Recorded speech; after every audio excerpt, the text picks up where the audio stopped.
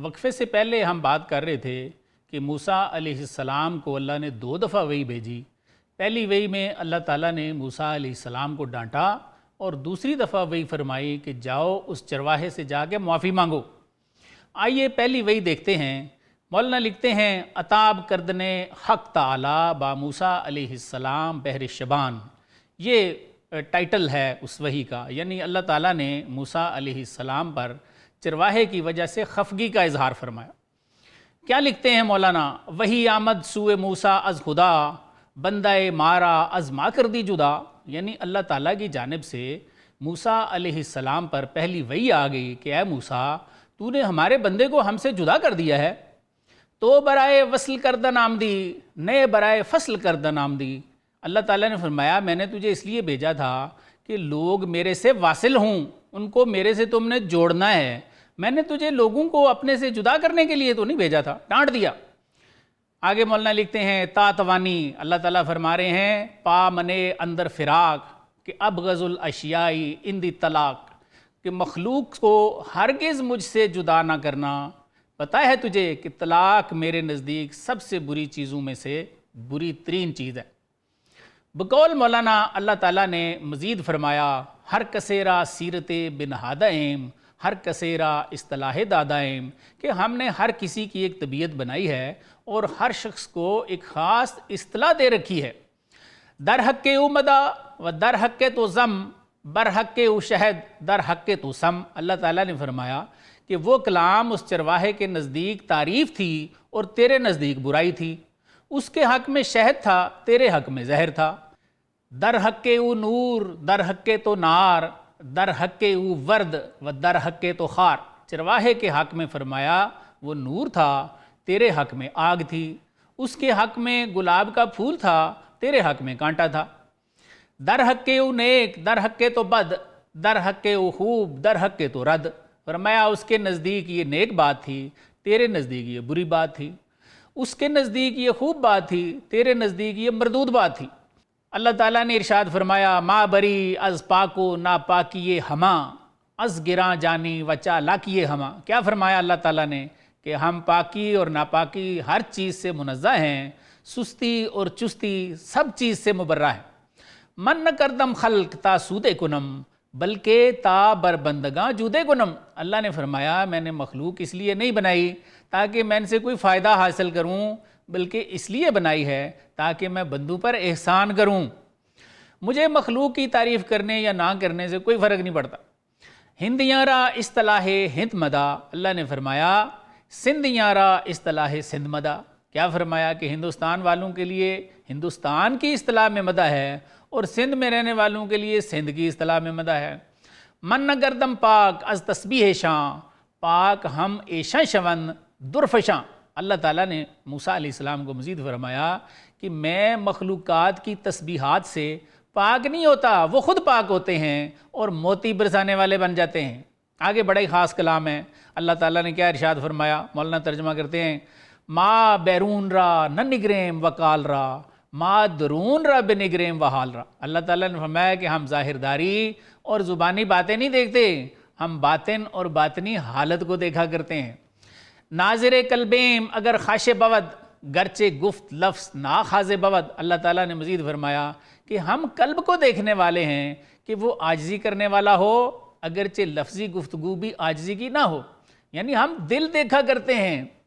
زاں کے دل جوہر بود گفتن عرض، بس طفیل آمد عرض جوہر غرض۔ اللہ نے فرمایا اس لیے کہ دل جوہر ہے اور کہنا عرض ہے، تو عرض ضمنی چیز ہے، ہمیں جوہر ہی سے غرض ہے۔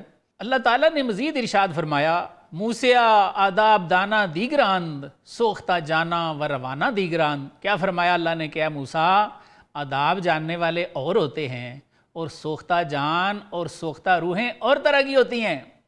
عاشقاں ہر زماں سوزید نیست، بردہ ویراں خراج و عشر نیست۔ اللہ تعالیٰ نے مزید فرمایا کہ عاشق ہر وقت جلتے رہتے ہیں، اجاڑ گاؤں پر خراج اور عشر نہیں ہوتا۔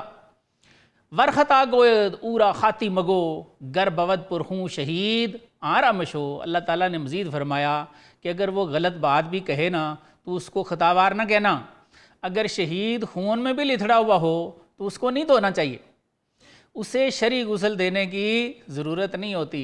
کیوں غسل نہیں دینا؟ اللہ تعالیٰ نے مزید ارشاد فرمایا، خون شہیداں از آب اولا ترست، این خطا از صد ثواب اولا ترست۔ کیا فرمایا کہ شہیدوں کا خون پانی سے بہتر ہے، یہ غلطی 100 صحیح باتوں سے بہتر ہے کہ انہیں غسل نہیں دینا چاہیے۔ اللہ تعالیٰ نے مزید موسیٰ علیہ السلام سے ارشاد فرمایا، در درون کعبہ رسم قبلہ نیست، چغم ارخواسرا پاچپلا نیست۔ کیا فرمایا کہ کعبے کے اندر قبلہ رو ہونے کی رسم نہیں ہوتی، اگر غواص نے چپل نہ بھی پہنی ہو تو کیا غم ہے اسے؟ تو اثر مستاں کلا ورزی مجو جامع چاکاں را چے فرمائی رفو۔ اللہ تعالیٰ کے فرمایا مستوں کی رہنمائی نہ کیا کر اور جامع چاکوں سے رفو کی بات بھی نہ کیا کر۔ ملت عشق از ہما ملت جداست، عاشقاں را مذہب و ملت خداست۔ اللہ تعالیٰ نے فرمایا کہ عشق کا مذہب تمام مذہبوں سے جدا ہے، عاشقوں کا مذہب اور دین صرف اللہ نے فرمایا میں ہوتا ہوں۔ یہاں پر پہلی وحی ختم ہوتی ہے۔ موسیٰ علیہ السلام کی اس وحی میں ہمارے لیے بہت سے لیسن ہیں۔ پہلا سبق دیکھیں، موسیٰ علیہ السلام نے چرواہے کو کافر قرار دیا اور فرمایا کہ اس کے الفاظ کفریہ تھے۔ یہ کام ہم میں سے کچھ لوگ دن رات کرتے ہیں اور عبادت سمجھ کر کرتے ہیں، یہ لوگ تو موسیٰ کلیم اللہ بھی نہیں ہیں۔ اچھا، اگر موسیٰ کلیم اللہ علیہ السلام کو ڈانٹ پڑ سکتی ہے تو مسلمانوں کو کافر مشرک قرار دینے والوں کی کیا حیثیت ہے؟ اس لیے ایسے لوگوں کو اللہ سے ڈرنا چاہیے اور اس کام سے توبہ کر لینی چاہیے۔ دوسرا سبق اس میں ہمیں اس وقت ملتا ہے جب بقول مولانا اللہ تعالیٰ موسیٰ علیہ السلام سے فرماتے ہیں کہ ہم نے ہر شخص کی ایک جداگانہ سیرت رکھی ہے۔ چرواہا محبت سے میرا ذکر کر رہا تھا لیکن تجھے برائی لگی، اس کے نزدیک یہ ذکر شہد کی طرح تھا اور تو اسے زہر سمجھ رہا تھا۔ تو اللہ تعالیٰ نے فرمایا کہ سب کی اپنی اپنی سیرت ہے، اگر کوئی مجھے اور تجھے مانتا ہے تو سب ٹھیک ہے، جیسے میرا ذکر کرتا ہے کرنے دو۔ ہم آج کے مسلمانوں نے بھی ایسی بہت سی چھوٹی چھوٹی چیزوں میں شدت پیدا کر لی ہے۔ جو اللہ اور اس کے رسول کو مانتے ہیں وہ سب مسلمان ہیں۔ ان چھوٹی چھوٹی چیزوں سے ہمیں ایک دوسرے کو کافر مشرک قرار دینے سے پرہیز کرنا چاہیے، یہ دین سے دوری کے علاوہ کچھ بھی نہیں ہے۔ اللہ تعالیٰ نے موسیٰ علیہ السلام سے فرمایا کہ ہم ظاہر دیکھتے ہی نہیں ہیں، ہم تو دل دیکھا کرتے ہیں۔ بخاری مسلم میں متفقن علیہ حدیث شریف موجود ہے جو حضرت ابو ہریرہ رضی اللہ عنہ کی روایت ہے کہ حضور صلی اللہ علیہ وآلہ وسلم نے فرمایا کہ اللہ تعالیٰ تمہاری شکلوں اور مالوں کو نہیں دیکھتے بلکہ وہ تمہارے دل اور اعمال دیکھتے ہیں۔ دلوں کو پاک کرنے یعنی تزکیہ نفس کا حکم اللہ نے قرآن میں بار بار دیا ہے۔ کیا ہم نے اپنے دل پاک کر لیے ہیں جو اللہ نے دیکھنے؟ اگر یہ سوال ہم کبھی اپنے آپ سے کر لیں تو یقیناً ہم سب دوسروں کو کافر مشرک کہنے کی بجائے اپنے محاسبے میں لگ جائیں، اور یہی ہمارا اصل کام ہے اور ہمارے لیے بہتر۔ چوتھا سبق بڑا ہی خاص ہے۔ اللہ تعالیٰ نے موسیٰ علیہ السلام سے فرمایا، موسیٰ آداب دانا دیگراند سوختہ جان و روانہ دیگراند، یعنی اے موسیٰ ظاہری آداب جاننے والے اور طرح کے ہوتے ہیں اور سوختہ جان اور سوختہ روحیں اور طرح کی ہوتی ہیں۔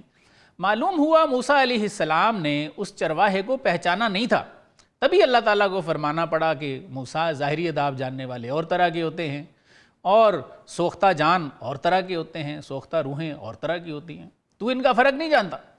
ہمارے لیے بھی اس میں بہت بڑا سبق ہے کہ اگر موسیٰ علیہ السلام چرواہے کا باطن نہیں جان سکے تو کیا آج کے چند لوگ جو دوسرے مسلمانوں کو کافر اور مشرک کہہ رہے ہیں یہ ان کے باطن دیکھ لیتے ہیں؟ ہرگز نہیں۔ اللہ سے ڈرنا چاہیے اور اس کام سے توبہ کرنی چاہیے۔ پانچواں سبق ہمیں اس وقت ملتا ہے جب بقول مولانا اللہ تعالیٰ موسیٰ علیہ السلام سے فرماتے ہیں کہ در درون کعبہ رسم قبلہ نیست، یعنی جو کعبے کے اندر آ جائے نا اس کے لیے قبلے کی رسم نہیں رہتی، جس طرف بھی منہ کر لے اس کے سامنے قبلہ ہی ہوتا ہے۔ اس سے مراد یہ ہے کہ اصل کام میرا وصل ہے، جو مجھ سے واصل ہو جاتے ہیں صاحب شرح صدر ہو جاتے ہیں، فرمایا ان کو رہنمائی کی ضرورت نہیں رہتی۔ اس لیے مولانا نے حضرت امام ابو حنیفہ اور امام شافعی رحمۃ اللہ علیہ کے بارے میں لکھا ہے کہ آنجا کے عشق می افزود درد ابو حنیفہ شافعی درس نہ کر دیں. یعنی فرماتے ہیں کہ جہاں عشق نے درد بڑھا دیا ہوتا نا، امام ابو حنیفہ اور امام شافعی رحمۃ اللہ علیہ ایسے اشخاص کو کبھی واعظ نہیں فرماتے تھے. یہ چرواہا فرمایا اس صاحب درد کی مثال ہے. ناظرین ایک چھوٹا سا وقفہ لیں گے، وقفے کے بعد موسیٰ علیہ السلام کی دوسری وحی کا تذکرہ کریں گے، جس میں اللہ تعالیٰ نے موسیٰ علیہ السلام سے فرمایا کہ جاؤ اس چرواہے سے جا کے معافی مانگو.